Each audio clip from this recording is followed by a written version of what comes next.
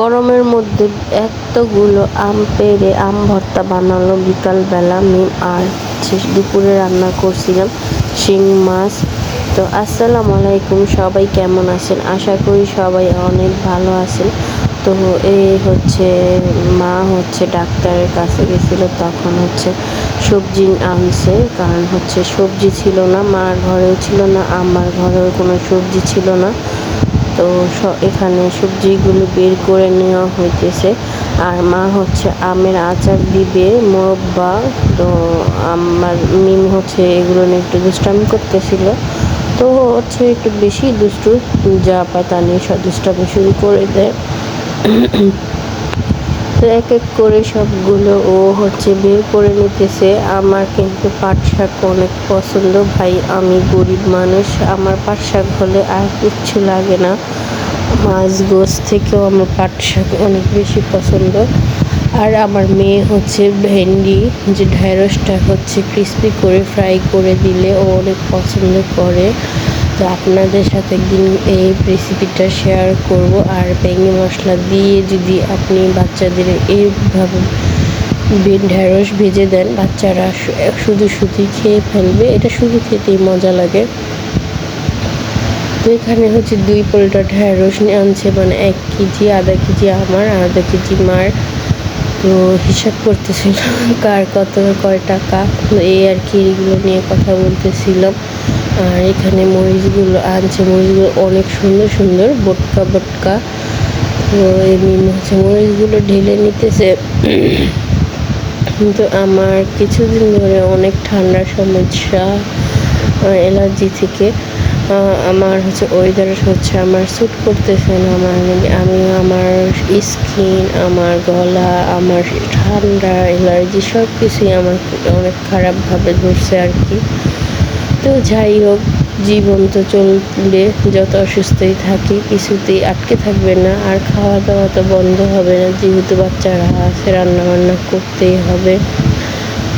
তো এই তো, তারপরে মা সবজি নিয়ে আসছে। তো আমার মার শরীর বেশি ভালো না, অসুস্থ অনেক। ওনার প্রেশার লো বেড়ে যায়, আবার কমে যায়। তো তার জন্য হচ্ছে প্রতিদিনই প্রেশার মাপাতে হয়। তো এখানে মা হচ্ছে শিং মাছ আনছে, শিং মাছ আনতে বলছিলাম আর কি মার জন্য। শিং মাছ যেহেতু শরীর অনেক দুর্বল, তো বলছিলাম যে শিং মাছ খেলে হয়তো শরীর একটু হলেও হবে। তো এখানে তো মার নিজেরই কিনে এনে খেতে হয়, কেউ তুলে আর দিবে না। আর যাই হোক, আর আমি মাছ কিনতে পারি না একদমই। তো মিম হচ্ছে বাহিরে মাছগুলো নিয়ে গেছে কুটাকাটি করার জন্য। যে দেখি ও হচ্ছে মাছ মানে করতে পারে না, ও কখনো মাছ কাটাকাটি করেনি আর কি, এখন শিখছে। তো এখানে আমি বসে ভিডিও দেখতেছিলাম, মানে ভিডিও করতেছিলাম, হাসতেছিলাম যে এভাবে মাছ কুটে নাকি, কাটা ফেলে নাকি। ও বলতেছিল হ্যাঁ, এই মোড়া কেটে ফেলে দিলে কাটা পড়ে যায় না। আমার অনেক হাসি পাচ্ছিল। তো পরে আমি হচ্ছে কেটে ওকে দেখিয়ে দিলাম। তো দু একটা দেখাতে আর কাটতে কাটতেই শিখে যাবে, আস্তে আস্তেই মানে শিখে। এই যে আমি হচ্ছে ও আর মাছ কুটে ও হচ্ছে করছে, মানে আমার আর ও মিলে এইখানে 2জন কেটে। এখন ও আনতে গেছে হচ্ছে পেঁপে পাতা নিয়ে আসছে। আর পেঁপে পাতা দিয়ে যদি মাছ পরিষ্কার করা হয়, অনেক পরিষ্কার হয় যদি ঘষা করা থেকে। পাতা পেঁপে দিয়ে কিন্তু একটু সময় লাগে আর কি, অনেকটা টাইম লেগে যায়। পেঁপে যেহেতু ছিল না ঘরে, পেঁপে সিল্কা যে থাকে ওটা যদি ব্লেন্ড করে দেওয়া হয় তাহলে কিন্তু ভালো করে একদম পরিষ্কার হয়ে যায়। তো এই যে ও হচ্ছে কষলিয়ে এখন এটাকে পরিষ্কার করে নিবে। ও হচ্ছে একটু প্রথমে অধৈর্য হয়ে গেছিলো, তো বলতেছিল না, হবে না, পরিষ্কার হবে না। তারপরে 2জনে মিলে একদম মাছগুলোকে সুন্দর করে পরিষ্কার করে ফেলছি। যখন একটু পরিষ্কার হয়ে গেছে, একটু একটু ময়লার মাছের গায়ে ছিল, তখন হচ্ছে যেই ধার মাজুনি থাকে তা দিয়ে পরিষ্কার করে নিছি। হালকা একটু বেশি ডলা দিতে হয়নি, ঘষা দিতে হয়নি, হয়ে গেছে ঝটপট। এই যে মাছ পরিষ্কার হয়ে আসছে প্রায়। তো আপনারা কারা কারা এভাবে মাছ পরিষ্কার করেন পেঁপে পাতা দিয়ে বলবেন কমেন্ট করে। আর আমার ইউটিউব চ্যানেলটা সাবস্ক্রাইব করে দিবেন। এখানে হচ্ছে একটু শিং মাছ রান্না করব। শিং মাছ নিয়ে নিচ্ছি কুটে ধুয়ে। তো চুলাটা তো হচ্ছে একটু আগে ভাত রান্না করার সময় অনেক ফেনা পড়ছিল ভাতের মার। তো চুলাটা পরিষ্কার করবো রান্না বান্না করে। তারপরে প্রথমে হচ্ছে যেভাবে নর্মাল এভাবে কিন্তু একটু ঝোল ঝোলও মজা হয়। তো মা হচ্ছে রান্না করবে ঝোল করে, আর আমি রান্না করবো একটু ভুনো ভুনো, কারণ আমার শিং মাছ ঝোল পছন্দ না, কারণ এইগুলো তো একটু চাষের, তাই আর কি। যদি দেশি শিং হয় ছোট ছোট তাহলে ওইগুলো ঝোল খেতেই মজা লাগে। তো যাই হোক, আমি দিয়ে দিলাম কড়াইতে তেল আর কাঁচামরিচ, একটু কাঁচামরিচ আর কি পেঁয়াজের সাথে পড়ে গেছে, তো বাকিতে কাঁচামরিচগুলো হচ্ছে পরে দিব। এখন আমি পেঁয়াজটাকে ভালো করে ভেজে তারপরে হচ্ছে সব মশলাপাতি দিয়ে মাছটাকে সুন্দর করে ভুনা ভুনা করে নিব। আর এভাবে যদি আপনি মাছ ভুনা করেন, শিং মাছ বাই মাছ সব যে কোনো মাছ, আপনি মানে পুরো মুখে লেগে থাকবে এমন।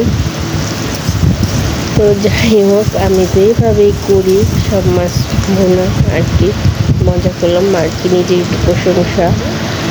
তো যাই হোক, আমি এখানে হচ্ছে পেঁয়াজ মরিচগুলো ভালো করে ভেজে তারপরে হচ্ছে বাকি মশলাগুলো দিব।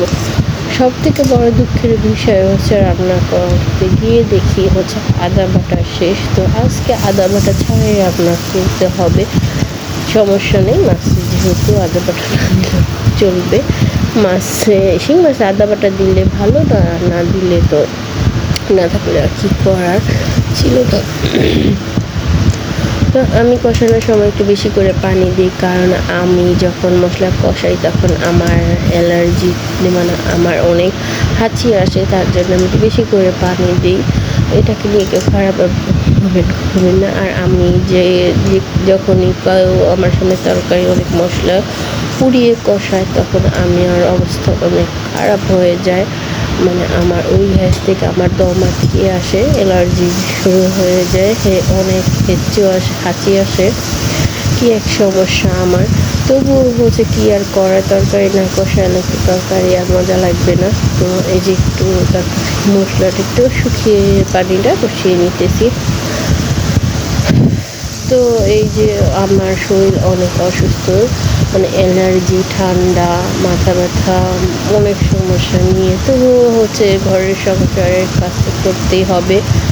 মন ভালো থাক আর খারাপ থাক, কেউ তার রান্না করে দিয়ে যাবে না, বা একবেলা ভাত কেউ দিয়ে যাবে না আর কি। যেখানে আমি আমার আপন মানুষজন থেকে অনেক অনেক দূরে, অনেক একটা অচেনা একটা দেশে, তো এই দেশে তো আমার কেউ আমার আপন নেই যে আমার অসুস্থ হলে আমার খবর নেবে। এই মাছগুলো দিয়ে দিয়েছি মশলা কষানোর পরে। তো একটু ক্যামেরা অন করতে মনে ছিল না, তো আমি মাছটা কষিয়ে ভালো করে এখন দিয়ে দিলাম পানি। আর এই মাছটা এত সুন্দর একটা কালার আসছিল,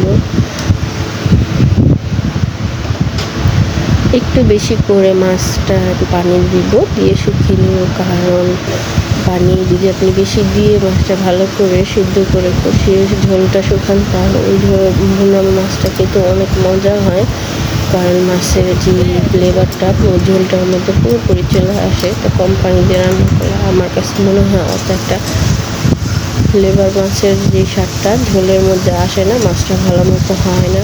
তারপরে হচ্ছে ঝটপট এখানে আমি পাট শাক রান্না করে নিছে আমি আমার জন্য, কারণ পাট শাকটা আমার অনেক ফেভারিট।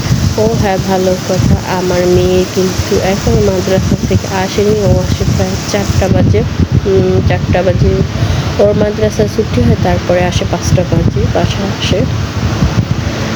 যে শিং মাছগুলো কেটেছিলাম ওইখান থেকে হচ্ছে ডিম বেরোইছে, তো ডিম বলতেছিল ওকে যেন আমি ডিম ভর্তা করে দিই। আর ডিম ভর্তা কিন্তু অনেক মজা, তো ডিম ভর্তার পুরো ক্লিপটা আমি নিতে পারি নাই। এখানে হচ্ছে ঘরে কারেন্ট চলে গেছিলো, তো এখানে দেখছিলাম বাচ্চারা আম পাড়তেছে, তো জমিও চলে গেছে ওদের সাথে আম পাড়তে। অনেকগুলো আম পেড়ে নিয়ে আসছে আমাদের এক আন্টির বাসা, মানে খালার বাসা থেকে। এই যে সামনে উনি অনেক ভালো, বাচ্চারা ওনার গাছে সব আম পেড়ে ফেলে, ও কিছুই বলে না। উনি এমনিও অনেক ভালো। তো যাই হোক, এখানে হচ্ছে ওরা ভর্তা বানাইতেছিল, আমি একটু ভিডিও করতেছিলাম যে আপনাদের সাথে শেয়ার করব। আর আমি কিন্তু ভর্তা খাই না, আমি কাঁচা আমি খাই না, আমি টক জাতীয় কোনো কিছুই খেতে পারি না। মানে আমার যে মেয়েরা পছন্দ করে যা যা ফুচকা এগুলো কোনো কিছু, মানে এই প্রতি আমার কোনো ইন্টারেস্ট নেই। তো আমি এদের বসে বসে ভিডিও করতেছিলাম আর দেখতেছিলাম যে ঘরে তো যেহেতু কারেন্ট নেই, তো বাইরে বসে ওদের সাথে একটু সময়টাকে পার করতেছিলাম। এখানে মিম হচ্ছে একটু গ্রেড করে নিতেছে আমটা। আম কিন্তু ভর্তা না খেলেও দেখতে কিন্তু অনেক ভালো। আর বাচ্চারা তো পুরোই পাগল হয়ে গেছে, কখন হবে, ছেলেরা কখন খাবে। ও মিম হচ্ছে আমের দিয়ে কেটে নিতেছে, তো একটু পরে আবার গ্রেড করবে। আজকের ওয়েদারটা মানে মোটামুটি ভালোই ছিল, অনেক গরম পড়ছিল, একটা গাছের পাতাও নড়তেছিল না, কি একটা অবস্থা, গাছে কোনো বাতাসই নেই। এখানে হচ্ছে সবগুলো আম গ্রেড করে নেওয়া হয়েছে। এখানে অনেকগুলো আম ছিল, তো গ্রেড করার পর মানে একটু শানি হয়ে গেছে আর কি। এই যে একটা বড় বোম্বাই মরিচ নিয়ে আসছে রাফি, তো ওই রাফি হচ্ছে ওর ভাগে হচ্ছে ও নাকি কাঁচামরিচ দিবে, মানে কেউ চিনি দিতে চায় না, মানে চিনি কারো মায় দিতে দেয় না চিনি। তো যেই কাকি যেই পুপিয়ে হচ্ছে আম গাছ, সেই পুপি হচ্ছে চিনি কাঁচামরিচ লবণ নিয়ে আসছে, যে বলতেছিল যে কারো দিতে হবে না, আমি আম দিলে আমি চিনি আর সব কিছু দিতে পারবো।